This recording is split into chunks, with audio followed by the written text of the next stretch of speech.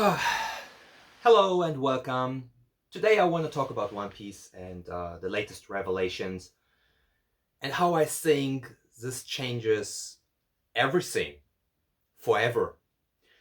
So, usually I try to keep up to date with my releases of videos, especially for One Piece. Sometimes I do even just chapter reviews, but I hadn't done that for so long, and now there's a bulk of content that has been built up and so many revelations, especially after the crew had left Wano Kuni, the land of Wano. And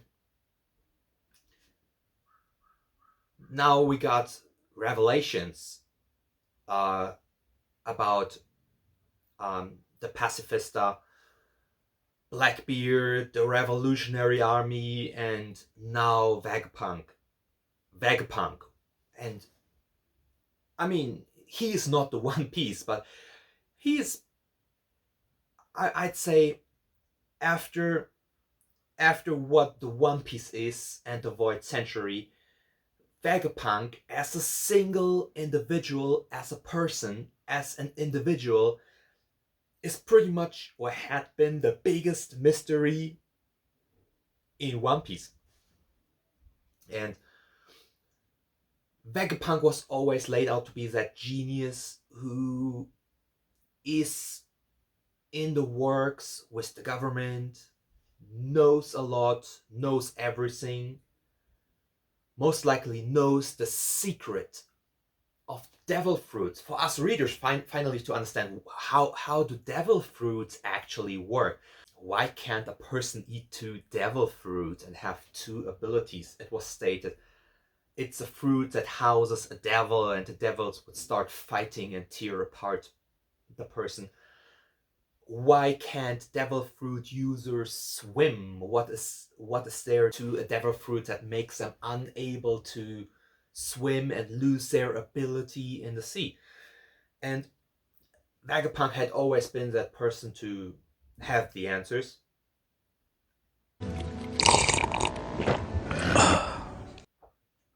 But more than that, um, the story had hinted at technology or lost technology here and there. I mean, Frankie is a cyborg. That was already freaky. He kind of modified himself into a cyborg. So also with the introduction of Pacifista, with Kuma, it was clear tech is a thing in the world. But One Piece had been always this huge, colorful, diverse, freaky fantasy world where everything is possible. Either if it's too freaky, it's explained through a devil fruit, and some other things are still kind of freaky even without devil fruits. I mean, who who regenerates bones by drinking milk in an instant? Milk contains some calcium, but that's just not how it works. That's One Piece logic, and some things are just the way they work. Just work the way they work in the One Piece world, like the cloud sea in the sky. So there are some things in the world of One Piece that are just freaky, and Oda likes to introduce some freaky things. But of course, if things get very unusual, usually a devil fruit's at work. And devil fruit abilities have been a very mysterious thing, but also haki. The moment it was introduced, it was not really clear how haki works. We have types of haki and maybe possibly subcategories of haki. Something that I believe is that um, the three kinds of haki: observation haki, armament haki, and um, conqueror's haki, have subcategories that characters might lean towards, but maybe more to that in another video. So Haki also not super duper well explained. I think there is some people in the community have the theories that Haki and devil fruits might be connected due to Haki being a means of making contact with otherwise not beatable devil fruit abilities. Most to name Logia, but also some freaky Paramecia devil fruit abilities can be broken, can be freed off through Haki. So Haki is right now seems to be the all-round answer to a lot of battles or power um, conflicts. Um, but with Vegapunk, the story changes forever. Um, because the technology that he introduced is just so much more advanced and became so prevalent. And it seems that technology, the moment he said the technology found on Egghead Island is not technology of the future, it's not progressive, it's actually technology of the past. And it connects to the Void Century, it connects to the mystery of devil fruit, and it also connects to the three weapons: Poseidon, Pluton, and I forgot.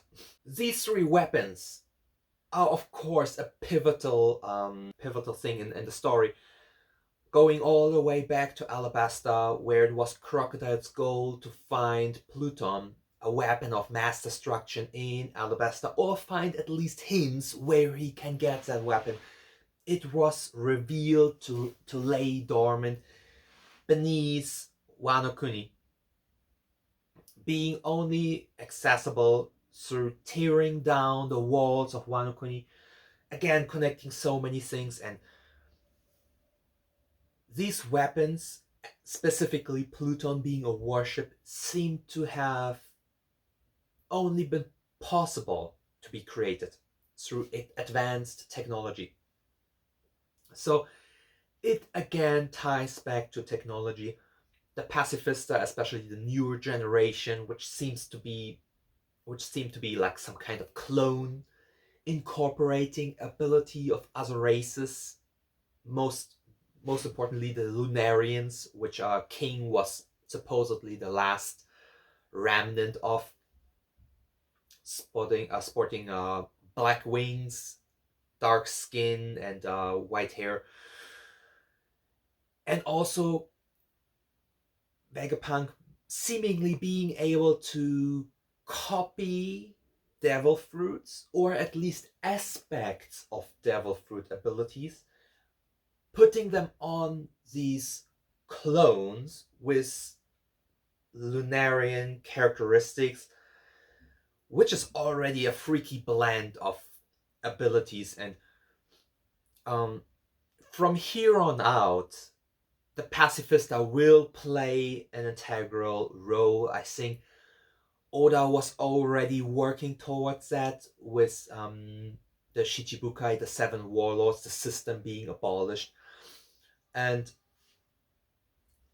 I think establishing 7 characters which are strong, important to the story, and then having through Vegapunk, having them be cloned and even improved, substituted through improved versions, Lunarian versions of the original Shichibukai with possibly devil fruit abilities. That's introducing a possible adversary that seems just so overpowered. And this makes technology in general way more prevalent and important pivotal aspect in the world of One Piece. And One Piece had never been so much about technology. It always had been a crazy story. I mean, it had been a pirate adventure. I know, like, pirates are not really looking like clowns or don't have rubber abilities. They don't look like a don, like a mafia boss, beefed up, or like a butler. From the very beginning, One Piece had been crazy, but the theme had been it's it started with more or less connected, but actually less connected adventures on islands where Luffy would go on to collect members and always being pitted against an adversary, which is also a rivaling pirate crew, but following a certain theme, like the first big adversary, the first big pirate adversary, Buggy the Clown. That was like a circus themed pirate crew. Um, the second big adversary, the butler, uh, Kuro, Captain Black. His he had a butler cat theme, having being a butler, but also using claws like a cat. And his pirate crew was clearly cat themed, with them all sporting like cat ears and cat costumes. The third adversary having been Don Creek, a Don, which was kind of like a big mafia, and Don Creek looking like a like a beefed up version of a mafia head, of a mafia boss. The fifth or next adversary had been Arlong, which were all fishmen, which also was a new thing at that point. Fishmen as an adversary, just fishman themed adversary. So each adversary had an overarching theme. There was a theme to them, and each crew has like a theme that ties the crew together. Um, Technology had up to that point played more or less no role. There have been some hints at possibilities, and some characters used gadgets or tools, but it was not really about technology.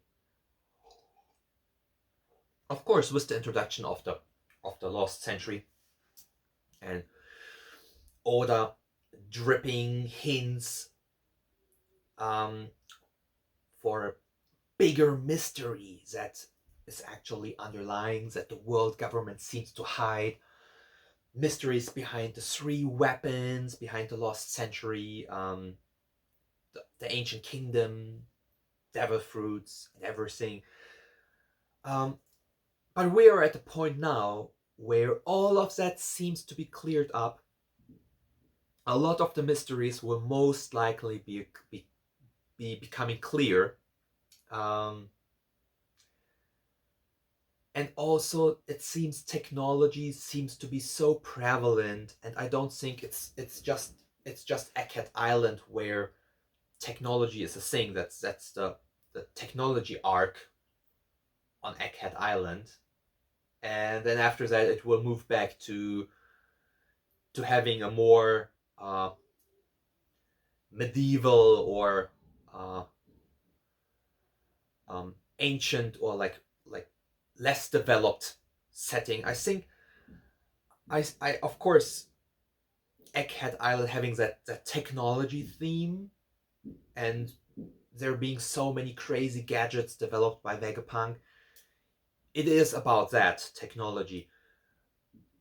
But technology in general seems to be way more important for the One Piece world in general, and this is where it will move to. Um, I think technology will play a much bigger role in the conflicts with the world government, but also possibly between Luffy's crew and Blackbeard's crew. And with all these revelations, the story from now on is just not the same anymore. And this has been also signaled by Luffy being recognized as a Yonko, as an emperor. So Luffy's role is just not the same as before. So Luffy's role is not being the underdog. He's by no means someone that anyone in the One Piece world takes lightly. Whenever anyone, marine, pirate, whatnot, it doesn't matter, meets Luffy, gets into a confrontation with Luffy, they kind of have to acknowledge that, oh, he is the new Yonko. He is Mugiwara no Luffy. He's Straw Hat Luffy. And it's the whole dynamics that changed. So, in many aspects, in many ways, the story of One Piece is just not the same anymore. So, whatever predictions fans make on past patterns, how the story went on, I think the story from now on will go a different way, a different route. It will just, um, old patterns most likely won't apply for the next few arcs. I talked in another video that I believe after this last arc, the Wano Kuni arc, and along with it, pretty much a saga had been finished. The longest saga in the history of One Piece, starting from the beginning of the time skip, where the Straw Hat crew reunited, up to the defeat of Kaido and Big Mom, freeing Wano Kuni and leaving Wano Kuni. The longest saga being finished. One Piece now will enter its last saga, the final saga. Not the last arc. I think we will have some destinations that will be important to the story, where a lot of story is to be told, and another destinations that fans have been hungry for, and that had been alluded to, is Elbaf, the island of the giants, that had been referenced here and there when the Straw Hat crew first met the two giants on a little garden, by Big Mom, in Big Mom's backstory. So Elbaf had been alluded, or not alluded, even like named, and been, some, we readers have been given some information. So I think many fans are really interested about the setting. It sounds like a really interesting setting. Some fans think it might be a setting where Luffy has his confrontation slash reuniting with Shanks. There are many theories. What might transpire there? What might make Elbaf even relevant? I mean, he might have a clash with another Yonko, with Blackbeard, maybe with Shanks, maybe with Marines, maybe with the Giants.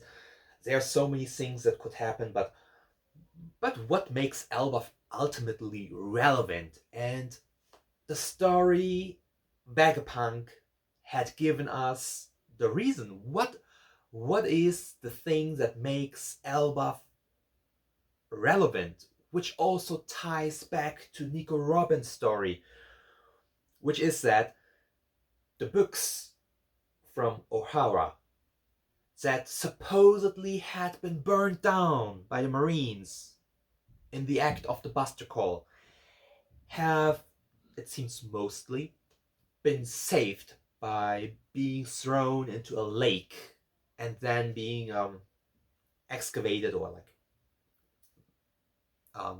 fished out of the water by giants and taken to Elbaf. So this ties Elbaf, I think, as a very important location into the current arc, in the current saga. So while I believe this first arc, kind of like being the tech arc or the revelation arc, um, which features Vegapunk giving us revelations about the world government, the past history, the void century, the the ancient kingdom, the truths of how devil fruits work. What are the possibilities and limits of replicating devil fruit abilities? How devil fruits come to be? How haki works? How a lot of things work in the world? So this will be a revelation arc, and it will most likely end with a confrontation with CP0, with Rob Lucci.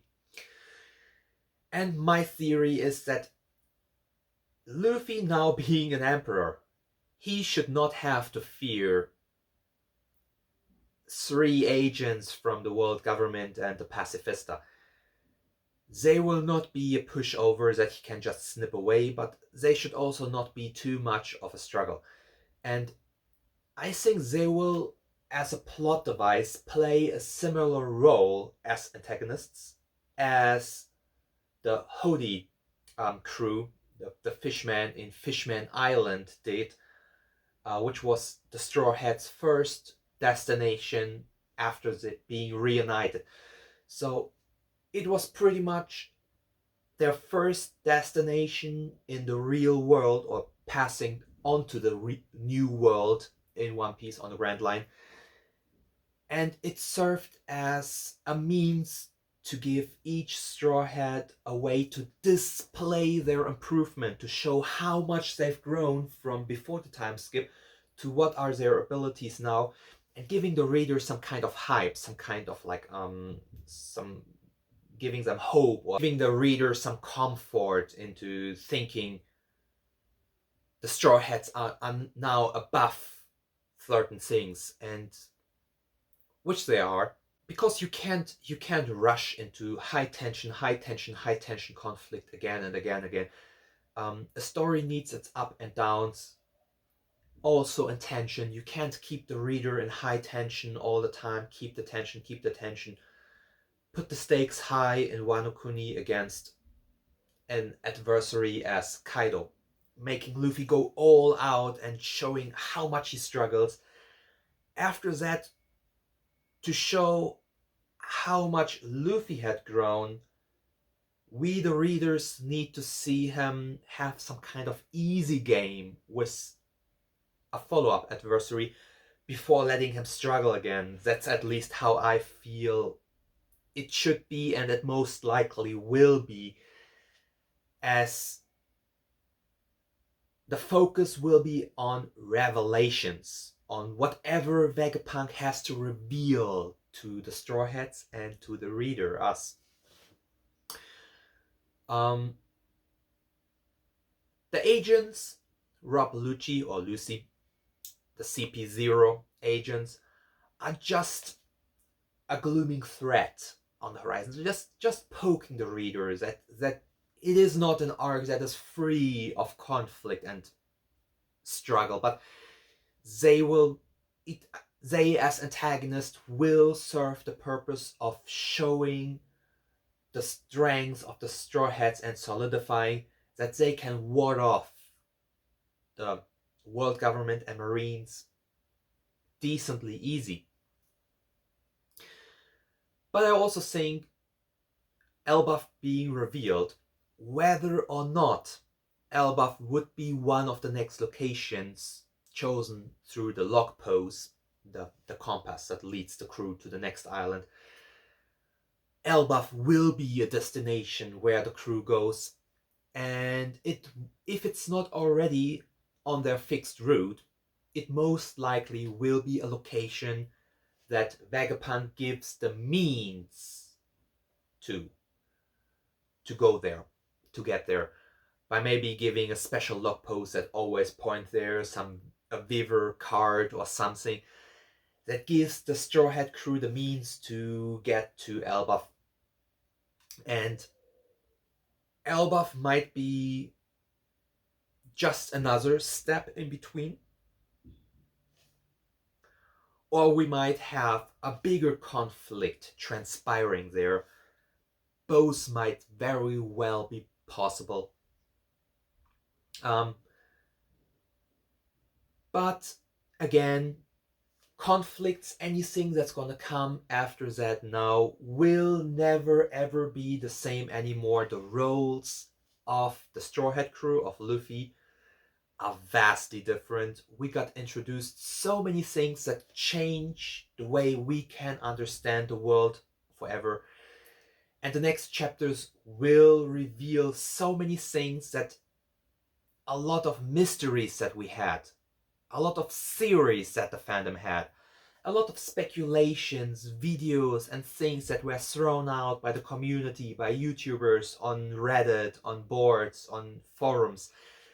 Those things will turn true or false in the next few chapters, because we will get the explanation. So that will take away some of the charm, some of the mystery of One Piece, but also that might up some future things. Either way, it will lead the course for where the story is gonna go. This, I believe, final saga. The final or close to final saga. There is some gas in the tank, but I feel we are approaching the end. We are approaching the end of One Piece. And we will get some arcs. We will get the Egghead Island arc, the Revelation arc, I'm gonna call it. We are gonna get the Elbaf arc, probably, where there's gonna be a reunite, possibly, for Nico Robin with Sol, the giant, where maybe the Straw Hat crew will get some further revelations. The story builds up to higher, more conflict. And then I think the story will push towards escalation again. The story will step by step increase the stakes, give us revelations about what is the situation about Sabo, about Kobe and Blackbeard pirates.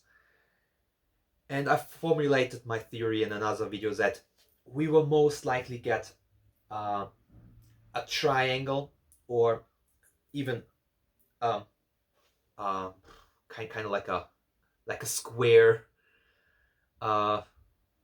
confrontation between 3 or 4 parties, between the Straw Hats and the Straw Hat Alliance,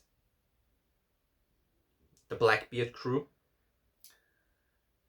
the world government, and possibly the Revolutionary Army. So at least a 3-way battle, possibly a 4-way battle. Kind of like a kingdom situation, like the 3 kingdoms story of the Chinese kingdoms, where there's a conflict not between 2 parties, but a 3-way or 4-way conflict. But the ultimate adversary will most likely be the world government and Imu. It just seems that the world government has way more power, way more potential on their side than the Blackbeard pirates.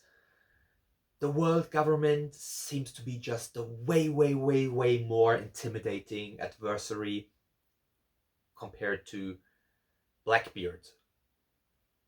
The force that pretty much rules all and controlled the last 800 years of history, just to be unveiled and taken down. So yeah, like I said, the story will not be the same, and it will be very interesting to see what are the revelations and explanations given to us by Vegapunk. Thank you for tuning in. Bye.